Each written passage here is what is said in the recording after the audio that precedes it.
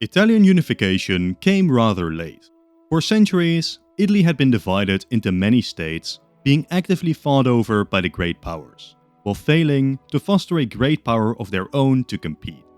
Then came Napoleon, and much like in the rest of Europe, the Italian peninsula would face radical transformations. Most notably by putting much of Italy under direct or indirect Austrian oversight. This would spark a new era in Italian history. The idea of a united Italian identity became popular, which would become focused by a mutual dislike of Austria. Yet, for a while, little would happen. Numerous pro-Italy or pro-liberal revolutions would be crushed by the Austrian army, and it seemed like the status quo would persist. That is, until 1859. After Sardinia-Piedmont had gone to war with Austria in 1848, hoping to liberate the kingdom of Lombardia-Veneto, and were defeated, they had realized that they would need help before trying again. The Count of Cavour would manage to get French support against Austria for a new war, as a result of which Lombardia was annexed and the central Italian states voted for unification with Sardinia as well. It seemed like Italian unification would finally be achieved. Now the final major state left was the two Sicilies, and the tale of their fall was fascinating. Giuseppe Garibaldi, one of the fathers of Italy, set off with a mere 1,000 men. Upon landing in Sicily, his forces quickly began to swell, and towards the end of the campaign, he had more than 50,000 under his command, overrunning the entire kingdom of the two Sicilies and merging it with the north to form a united Italy. Here, we will insert the change in the scenario. What if instead of unifying the south with the north, Garibaldi started building a separate Italy in the south? Now his personal politics were liberal and socialist, and he was a republican, not a monarchist. But like many nationalists of the era, Garibaldi put his personal politics aside and supported Victor Emmanuel's government in Sardinia, thereby prioritizing his dreams of a united Italy above his ideology. Imagining a world where Garibaldi doesn't is difficult, and the point of departure will definitely not be realistic. But I think our best shot is by using Napoleon III, the Emperor of France. My idea is that upon the landing of Garibaldi, France very publicly denounces the move and begins putting pressure on Sardinia-Piedmont to do the same. This would not be something that Sardinia would be enthusiastic about, but they have a major choice to make. With Austria as a major enemy on their border, they were decently dependent on France. Should France also turn on Sardinia, their list of allies grows thin, and further attempts at expansion could result in joint Austrian-French actions against them. Again, it's not the most realistic starting point, but for our purposes it is enough. The Count of Cavour officially denounces Garibaldi's actions as radical and demands he quits. But Garibaldi would not be deterred, and after the conquest of Sicily, he would still declare himself dictator in name of Victor Emmanuel. From here, he would continue unto Naples proper, taking over much of the state. Fully knocking out the two Sicilies' professional army would be difficult. Their armies were twice as big as Garibaldi's, which in our timeline required Sardinian armies to defeat. Still, I can imagine that after months of conflict, the two Sicilies' armies would fully surrender. Once more, Garibaldi presented his conquests to the king of Sardinia-Piedmont, but again, it would be denied. Forced into a corner, the decision is made to build a new Italy in the south. Now, geopolitically speaking, this divides Italy into three states: monarchist Sardinia in the north, the Papal States in the center, and Republican Italy in the south. The stage is set for a confrontation about the future of Italy. North versus South, King versus country, and France versus Britain. Who would ultimately come to dominate the Italian peninsula? In the short term though, the peninsula remains like this. Sardinia does consider an expedition to the south, but holds off for many reasons. Like French support for the Pope, the fear of losing popular support by marching on Garibaldi, and the still present Austria potentially making use of the opportunity to reclaim Lombardia, which could destroy Sardinia. The great powers, meanwhile, are scrambling to decide on who to support, with autocratic Russia and Prussia supporting Sardinia, and France, with their traditional alliance, doing the same. Britain would side with the South, being quite enthusiastic about the prospect of turning the South into an ally to dominate the Mediterranean. Finally, Austria doesn't really like either power, but might slightly favor the South, hoping that the Italian division can cause them to reclaim lost territory, or at least prevent the loss of more. But let's take a look at southern Italy first. Like mentioned, Garibaldi's personal politics were quite liberal. With the North snubbing him, the state he would start building would be radically different. He had imagined Italy a federation, starting with Sicily and Naples as states.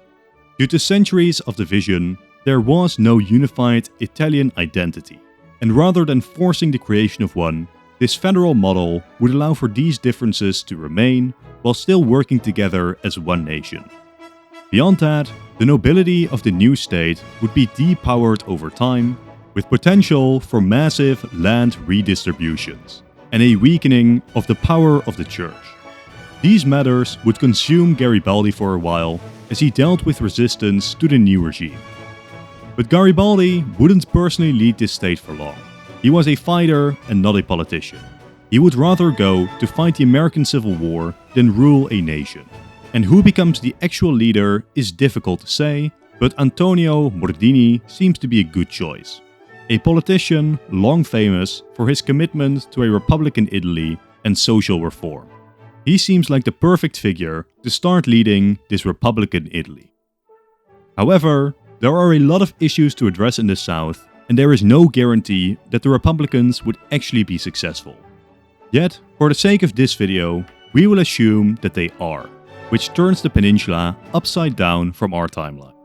Over time, it would be the South that is more progressive, more socialist, and more modern, while the North remains largely unchanged, but comparatively would be more conservative. But then, in 1866, there is a chance for conflict. Austria and Prussia were about to fight each other over German domination, and much like in our timeline, Prussia would seek Italy as an ally. Now you might expect me to say that southern Italy could now side with Austria, using the opportunity to overrun the north, returning Lombardia to Austria, but in exchange, forming Italy under the Republicans. Now I actually think that this is highly unlikely. Imagine the shock of any Italian government publicly aligning themselves with the Austrians. Even attempting to do so would make them lose public legitimacy very fast. Interestingly, the South might instead offer at least limited support for the North, prioritizing the defeat of Austria over unification. But with Veneto now secured, we don't have to wait long for the next conflict. For a decade, France has supported the Pope, thereby turning it into a buffer state between the bickering Italian states. But now, the Franco-Prussian War broke out and French protection over the Papal States would be lifted. This could open up Italy for their final confrontation as the states race to control Rome. This, almost certainly, leads to all-out war, and either state has a decent chance to come out on top in this power struggle. I'm sorry for the quick intermission, but by far most of you aren't subscribed. To keep up to date with all the latest releases, consider doing so. Thank you. Now the first scenario that I want to discuss is one where the North comes out on top. This is for the simple reason that this would be the closest to our timeline. During the Franco-Prussian War, the North strikes first and occupies Rome. The South responds and war is on. Now the North has three advantages here. They have slightly more people, they are more industrialized, and their army has existed for far longer, as well as having recently been tested against Austria. The southern advantage mainly comes in leadership. Their generals are chosen on merit and not on birth, while figures like Garibaldi and his allies would return to fight for the South, likely going on a guerrilla campaign in the north, destabilizing them even if the conventional army starts losing. Still, like discussed, we're giving the victory to the Sardinians first. While pockets of resistance would remain, eventually the nation is pacified and united by the House of Savoy. What has changed? Well, mainly southern Italian institutions. Just 10 years of Republicans' rule hasn't turned southern Italy into an industrial powerhouse or anything close to it, but it does change the post-unification dynamics. Most notably, with the reduction of the power of the nobility and investment in industry and education.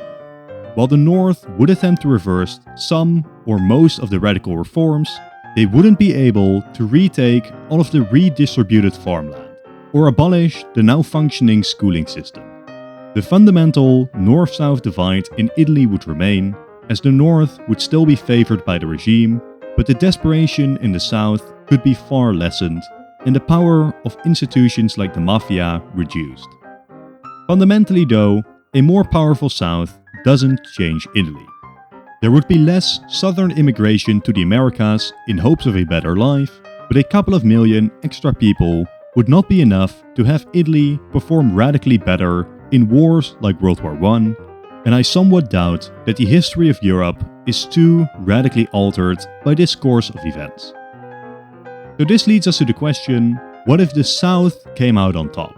We have already discussed their main advantages: better leadership.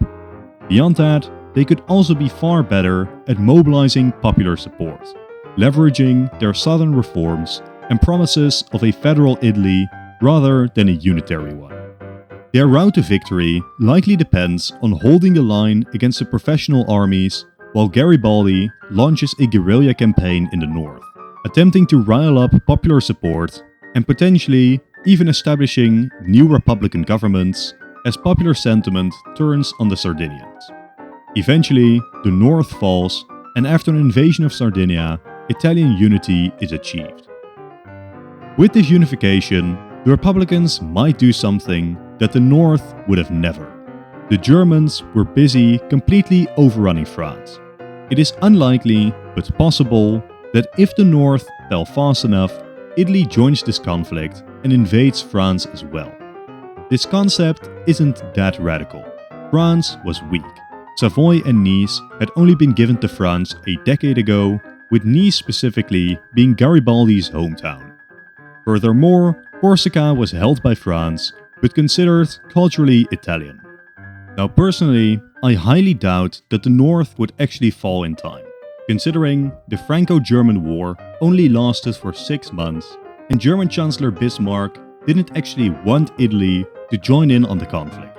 But I won't deny that there are timelines where these territories are reclaimed, something which would beyond a shadow of a doubt establish Republican Italy's legitimacy. Anyways, it's more realistic that this doesn't occur and we now have a unified Italy. But rather than centralizing it, federal regions are established. How these look is difficult to say, but they'd mostly be based on historical borders. But how exactly these would be defined is impossible to say. I do expect that especially Piedmont is kept purposefully small, as it would initially be distrusted as the heart of monarchism. From this point, Italy would grow to be completely different. The lands of the north are seized from the nobility and redistributed amongst farmers, with southern reforms now spreading to the north. Here, again assuming that the south is successful in implementing their ideals, we would actually see the development of a far stronger Italian state. Mass investment in industry and education, a representative government, with a state and army running on merit rather than class. Democracy, a separation of powers, and strong anti-corruption measures, with organizations like the mafia never rising. Major differences between the regions would not be forcefully homogenized in the image of the North, but they are allowed to remain. Now another interesting change is that about 15 million Italians left to find their luck in the Americas in our timeline.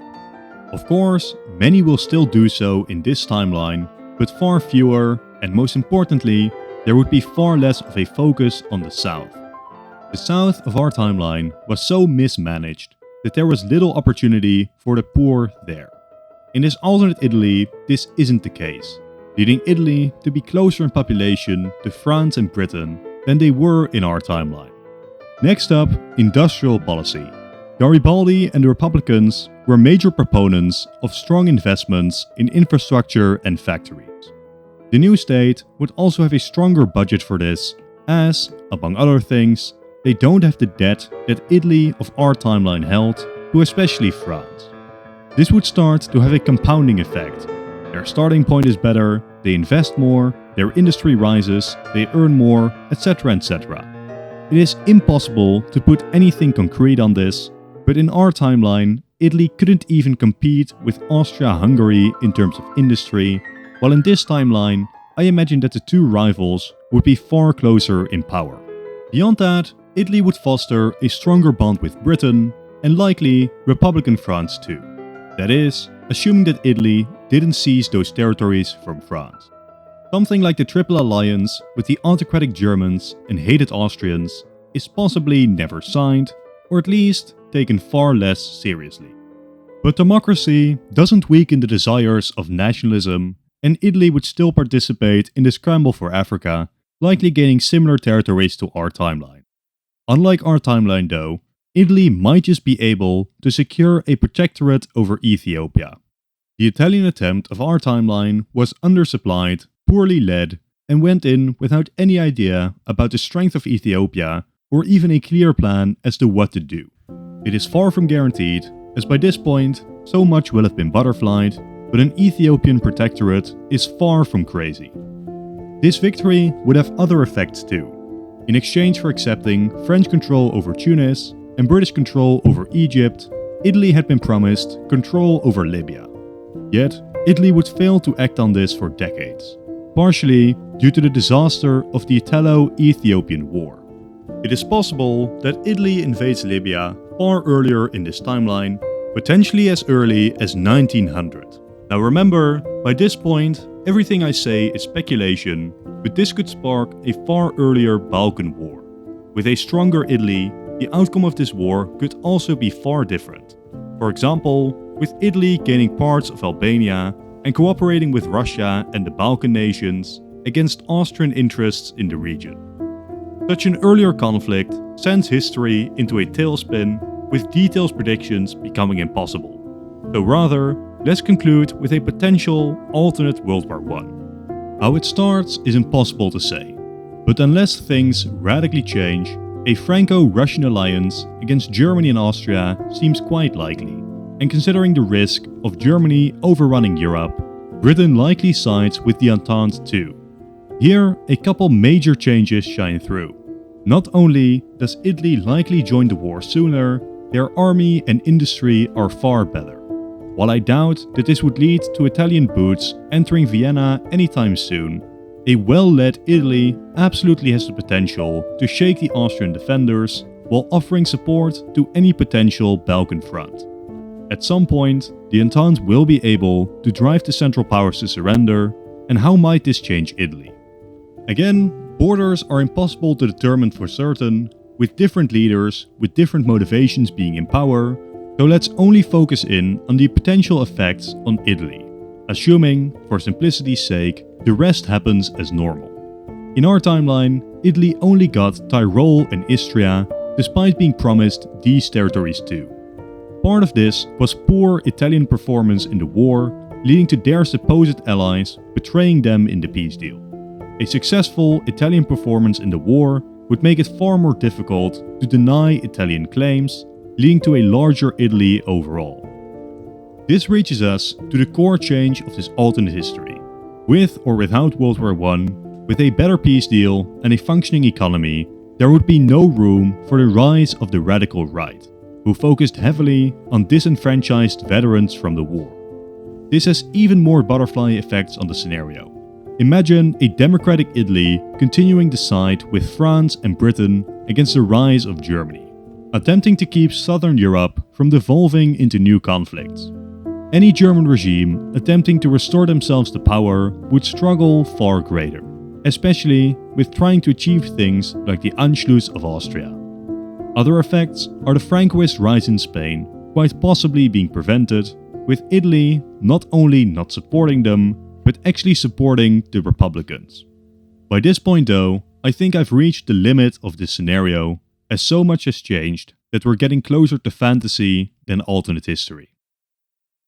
So for now, this is the end of the video. Thank you all for watching, and consider leaving a like and a comment as well as subscribing.